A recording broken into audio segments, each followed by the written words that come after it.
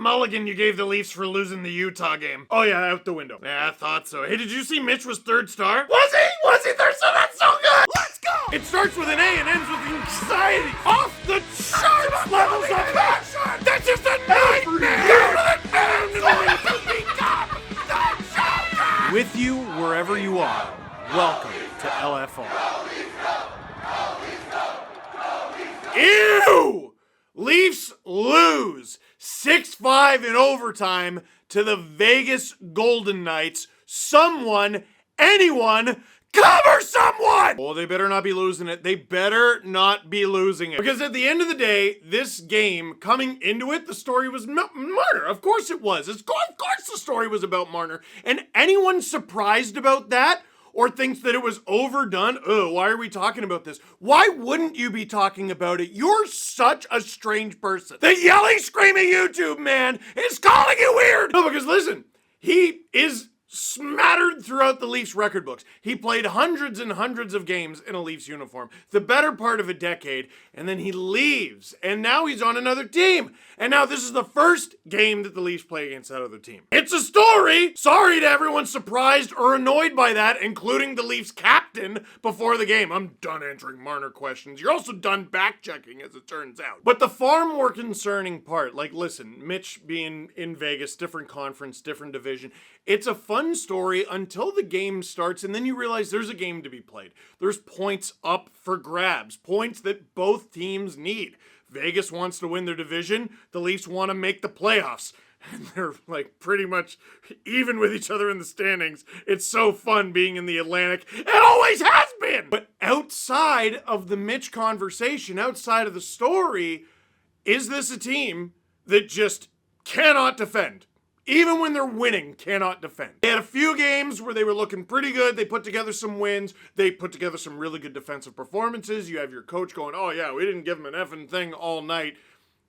Was that the blip? Was that the exception to the rule? Do you just not know how to keep the puck out of your own end? Things start off great for the Leafs, and I mean great. 2 minutes into the game, William Nylander, nasty moves, carving through the Vegas zone, hands it to Riley. Riley snipes it on Adin Hill, who hasn't played for like 3 months, and it showed early, and the Leafs take the early lead. Morgan Riley hit the net. That was awesome, and something that I bet he will do for the remainder of the night. Foreshadowing. 3 minutes later, Matias Maccelli, he finds William Nylander. Nylander, oh my goodness! The Leafs lead 2-0. 5 minutes into Willie almost fell down during his celly. That's hilarious. Where's he going? William Nylander played 2 minutes and 17 seconds. In those 2 minutes and 17 seconds, over the first 5 minutes of the game, he had a goal. He had an assist. He was +2. He was incredible. That's all he played. Nylander, on an ankle that he is already injured, just bent it funny on the goal celebration. Non-contact injury, I guess, unless contact with the boards counts, and that's it. And now, this game might get ugly quick, because it's 2-0, but it's Vegas. These guys lead the league in comeback wins for a reason. No Vegas Golden Knights game is ever over.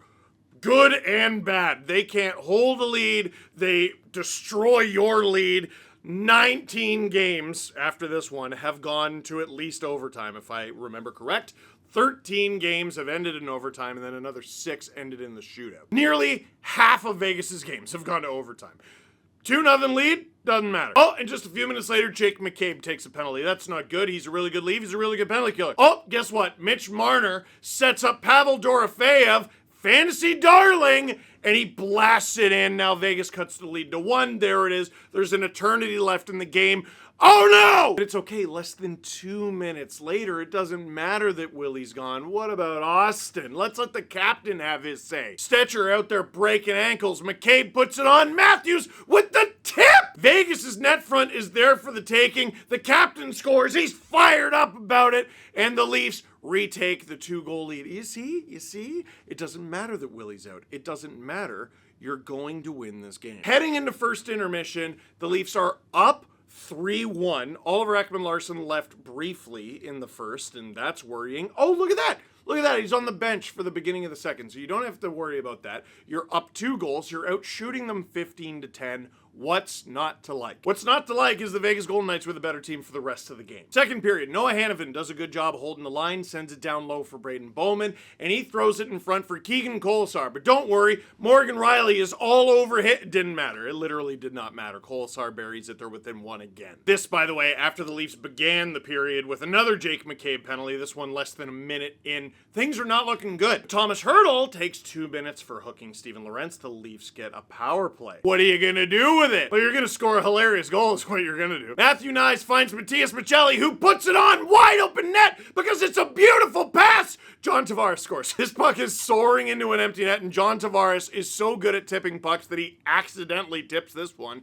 and gets immediately chirped by all of his friends. The Leafs power play, which was so bad and then so hot and then sort of bad again, scores. It's good. You snap a little bit of you weren't doing so good over the last 6 games. Only 2 goals on 14 attempts. You need more than that. Hey, there's a goal. That's nice. I'm glad you made the most of it. It was the only power play you got in this game. But it doesn't matter. You're up 2 goals again. You're heading into the third up 2 goals again. You've got this in the bag.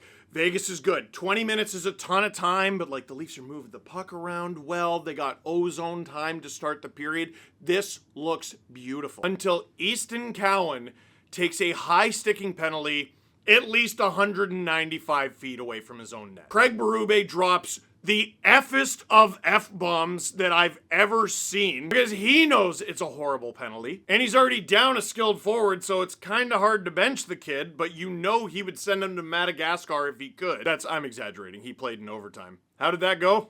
We'll find out. And on the power play, once again, Marner to Dorofeyev scores! Marner's second assist of the game, Dorofeyev's second goal of the game, his 19th goal of the season. He was really, really hot, slowed down. Apparently he's getting hot again. You're welcome. And the Golden Knights are within 1. And it's like batten down the hatches. The Leafs are doing everything in their power to keep Vegas at bay. Well, sure enough, somehow, some way, there's a fortuitous bounce in the neutral zone. Riley goes to clear it. It goes off a leg. Steven Lorentz corrals it. He sends it to Matthew Knies. Knies breaks out on a 2-on-1 with Scott Lawton, who puts it past Aiden Hill. And the Leafs lead by 2 once again. Almost 9 minutes into the third. There's 11 minutes left. You have a 2-goal lead. Surely. And the Leafs said, we will always let you down in every single situation you can fathom, and don't call me Shirley. Mark Stone scores. Hey, you could do that in February, but maybe knock it off until then. Vegas is within 1 again, and they scored like so immediately. And then Vegas ties it! A Dorofeyev hat trick! Hats are littering the ice, and Steve Sullivan is immediately like, absolutely not. The Leafs review the 5-5 game-tying goal for offside, and it's Dorofeyev himself. Oh, just a smidge offside. The Leafs still have the lead. They're still gonna do this! 6-on-5. Hill pulled on the bench. The Leafs have the lead with 15 seconds left. They have the lead with 10 seconds left. They have the lead with 9 and 8. Did I skip a number? No, it's 1:30 in the morning. Okay, well, that's why I'm forgetting. So the Leafs have the lead with under 10 seconds to go. Jack Eichel, who was a weapon all night, just had trouble finding the back of the net until he aggressively didn't. He puts it on, and Thomas Hertl gets enough of the puck. Now, if this puck sails wide, which it very, very, very came close to doing, it's over. The puck goes into the corner. I don't think Vegas is going to be able to recover the puck in time and get it on net in a good enough spot where they score. But is that what happens? No. It finds its way past Woll. And I love Woll, but boy, 6. 7 if you include the one that came back. The defense was abysmal all night. And the PK this not a good night for the PK. Someone make a save. Back-to-back games where someone make a save. You haven't been able to say that about the Leafs recently, but that's back-to-back games, Hildeby and Woll. It just wasn't good enough. And so we head to overtime. Now there's some fun. It's overtime after all, but we're over halfway through the thing and there hasn't been a shot on goal. Oh, here comes the first shot on goal right now. Auston Matthews, he's deep in his shift, but it's okay. You got Easton Cowan there, young legs, and you got Morgan Riley, who's got a wide open opportunity. Puck goes to Mo. This is going to be game. He's going to bury it like he did to start the game. He's going to start the game. He's going to end it. He's going to send this to space. I'm talking throwing a rock into Lake Ontario and the thing lands on the ground bone dry. This puck sails into the abyss. Puck comes down the other way. It's a 2-on-1. It's Stone. Oh my goodness, this is a nightmare. Riley breaks it up. Now Stone recovers it in the corner, but at least he's in the corner. At least that's not the front of the net. Jack Eichel is in front with approximately 4.5 years to score. He does. Vegas wins with their league-leading 8th comeback win, this one in overtime. So what happens? Auston Matthews, the captain, did not skate. I don't know how else to put it. Here's what happens. Riley misses the net, and Matthews, I guess, trying to find the puck, leans on the end boards like how I would lean on the bar waiting for a beer. Oh, this is a pretty good hockey game. It was kind of tired. Oh, except they didn't even have the chutzpah to be like, oh, better skedaddle. I've seen people defend him like, oh, what do you expect? He was tired. He was late in his shift. Which is a little bit like your lawyer going, of course he was swerving. He was drunk. Either get on your horse or get off the ice. Either way, you're getting. Wait, no, sorry. There is a special secret third option. Do nothing. Do completely nothing. You're on the ice for the game-winning goal against. It started because Riley can't hit the broadside of a barn, but he does help break it up. And Cowan is back as well. All we need is the third piece of the equation, who just so happens to be one of the highest paid players in the league, $13.25 million, the captain, the single most important player on the ice for the team. All we need is for you to sort of get back. A little bit get back. You can even be behind Eichel and get back. You can lose the race. He can maybe even get the shot off. He didn't even need to consider that you might be there. He knew for a fact you weren't. And dude, forget the overtime winner. Auston was -3 in this game. A team worst -3. And he was on the ice for one of the Vegas power play goals against. So that means he's on the ice for 4, except wait, he scored a goal. And it was at even strength, which means if he's -3 and he scored a goal, he was on the ice for 4! You know, so much of the Mitch Marner conversation surrounds you need your highest paid, best star players to show up in the big moments. And I will defend, time and time again, that Mitch didn't. It's just demonstrably true. Oh, well, here's his playoff career statistic. You're being disingenuous. You know what we're talking about. We're talking about games 5 and game 6 and game 7. And you don't want to talk about that because you know you're wrong. But Auston, you didn't want to talk about Mitch heading into this game. So let's talk about you. Let's talk about being on for 5 goals against, 4 at even strength, and the game losing goal in overtime because a guy who is your Team USA teammate knew you weren't going to be there. And that's great. That's good. Like, here's what's good. The Leafs whoop Vegas in this one. I think it takes some of the fire out of the game that's going to take place on Friday, for some reason, in Toronto when Mitch returns to Toronto. I mean, fans were fired up. They were booing Mitch every time he touched the puck. And it's funny, I saw someone say, that's not... Is that Leafs fans? I sincerely hope it's Leafs fans. Otherwise, Vegas fans are booing them. Yeah, no. But now Leaf fans have to sit in this. They have to sit in this for a week. Stewing. Angry. Hurt.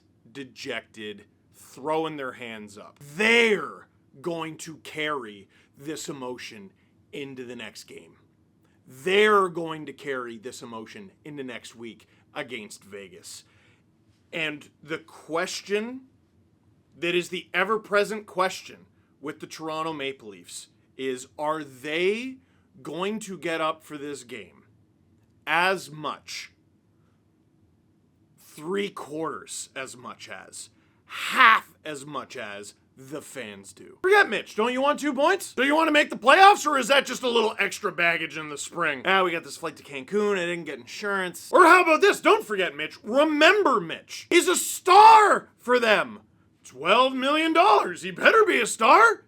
Eichel, star. Stone, star. These are guys you're going to be going up against at the Olympics. These are big players in this league, and there should be one.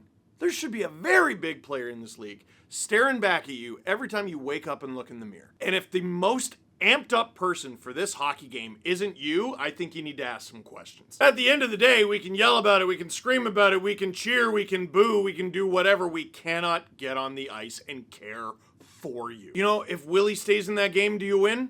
I don't know. Guys get hurt. If Easton Cowan doesn't take that high sticking penalty, do you lose? You don't give up a power play goal. Rookies make mistakes. Those are all the negative variables. Things are gonna happen. But if you're a star, if you're a superstar in this league, if you're the captain of your team, the one constant in this group has got to be you. And if you feel like embarrassing yourself on home ice next week, fill your boots. It's never stopped this group before. But despite everything, despite how the first 2.5, 3 months of this season has gone, the Leafs have given us quite the show recently. 8-0-2. Obviously, the last 2 games haven't gone their way. They're not going to win every single game, but they have figured out how to get into the playoff picture, how to get into the hunt, hopefully how to stay there, and they're finally this group with kind of a new identity. Flaws, certainly flaws, but a new identity that, honestly, I think the fan base kind of likes. But the one thing that's missing, you gotta win games like this. Like, get this from Sportsnet stats. Maple Leafs suffer their first road loss when leading by multiple goals in the third period since October 30th, 2022 at Anaheim. They had won 54 straight games. If I'm not mistaken, I made a video about that. It was very early in the season, and I lost my mind. And everyone was like, dude, what's the big deal? The big deal is that you worry that it's going to happen when it matters the most. Because this team, especially after that game in Anaheim, remember that was 2022, had given you every reason to believe that it might happen. The previous season, they blew a 5-1 lead to Ottawa. Of course I was upset that they blew another one. And then you go on this little run where you don't blow those leads and you just happen to blow it in this one. Does that ever track? But hey, you're different, right? This is a game like any other. Okay, fine. Let's say that's true. You got Winnipeg on Saturday, and that's a game like any other. You got Minnesota Monday. That's a game like any other. You got Detroit on Wednesday. It's a game like any other. And you got Vegas in your house on Friday. It's a game like any other. Hey, for you, it's just 2 points. And I'm here to tell you, no matter who you're playing, no matter who they have on the ice, you need those 2 points. If you're up to it, prove it. Because this fan base is dying to see it. The flight the Leafs are about to take from Vegas to Winnipeg is not a short one. And the way that they earned this loss is not going to make it any shorter. Your third game in 4 nights. I know. Injuries. I know. It's a good team on the other end of the ice. We know. But the schedule stops for no one. Something that you hopefully know. My friends, that is it for this one. Thank you very much for watching. Click like if you like this video. Click subscribe if you really liked it. Tell all your friends. We've seen the Leafs at their worst. We've seen the Leafs at what their best can be. And now, the rest of the way, we find out who they really are.